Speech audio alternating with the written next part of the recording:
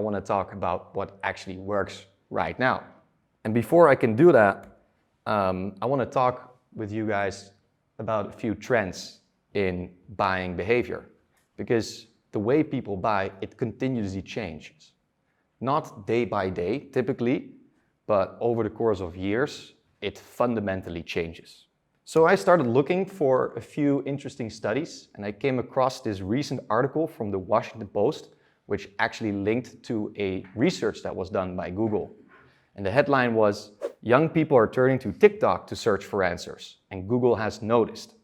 So where people used to go to Google to learn new things, they now turn to social media and to their search engines to find answers to their questions. But where Google gave you actual insights on like which keyword or like how people entered your website, social media doesn't provide any of those insights. They keep it to themselves. They feed their own algorithms, but they're definitely not going to share with you what a person searched on TikTok search. So you will never get that insight. The second one was from PwC, massive organization. Of course, like most sort of startup scale marketers would see this company not like as at the forefront of modern marketing, but actually their CMO recently published a book, which is really good. I highly recommend you read it. It has actually a really modern view on how buying behavior and buying cycles actually work. And they put out a study, a recent study, 2023, with a headline, "Businesses believe they are much more trusted than they actually are." And there was a chart in this research, and that was so strong. In the chart, you saw a percentage of managers that think that their business is being trusted by their audience was at 78%. And then below was the trust level of the audience in businesses, which was at 35%. So there was a huge gap in how companies think they are being perceived as how they are actually being perceived. Meaning, especially for younger organizations, if you put out content, people are going to be skeptical. They will probably not follow your lead because they know that you have a commercial agenda. And then the third research, I found it very interesting. It was, again, massive institute. I know McKinsey, but I can recommend to every content marketer out there to study their resources, also from a layout point of view, because it's actually a really good example of modern in-depth content marketing. They have been doing a study for over 10 years, the same study, where they asked people how they like to participate in buying cycles, or how they would like to explore purchasing a specific product or service. And then there were three distinct ways. One is sort of traditional sales techniques like physical appointments, phone calls, emails, stuff like that. Then the second was remote human interactions, which is more like live chat, chatbots, those types of interactions.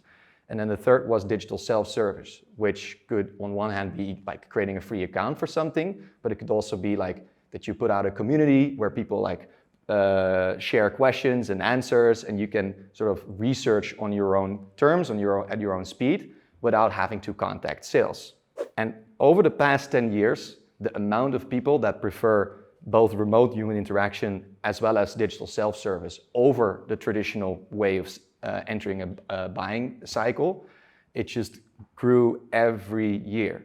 Meaning that you need to give the tools, give the information to your audience to figure it out on their own, right? Look at how, like when you enter a clothing store, like if you enter a clothing store and immediately get a person asking, "How can I help you?" You're like, whoa, wait a minute. But if that person, like they observe you, you can first like browse around it a bit, and then when you have the first two items in your hand and they say, "I can put it in the bag for you," then you're like, great, that was a nice bit of support. And the same holds true in a B2B environment. If you're gonna sort of annoy your prospect or your potential prospect with your sales cadence, you're probably gonna scare him away. So from these three researches, to recap, what this actually means is that the way people buy has changed fundamentally. The first thing is that people don't use Google as much as they used to learn new things. 5 to 10 years ago, people literally went to Google with a lot of random searches, trying to express themselves like, I have this weird business challenge. Let's see if there's somebody who wrote a long form article about it, and then they went on a 25-minute read, and then that helped them actually. But right now what people do, they sort of curate who they follow on social media, and they just naturally get the insights they need in their timelines. Or they follow creators, they enter communities, those types of things. The second one, trust in businesses is decreasing. People are skeptical and they want to learn from peers rather than from businesses. And then the third one is when people are actually interested in a solution, they want to figure things out on their own. So it's something to consider in your marketing. Like, how are you enabling your audience to figure things out on their own instead of annoying them with your presence?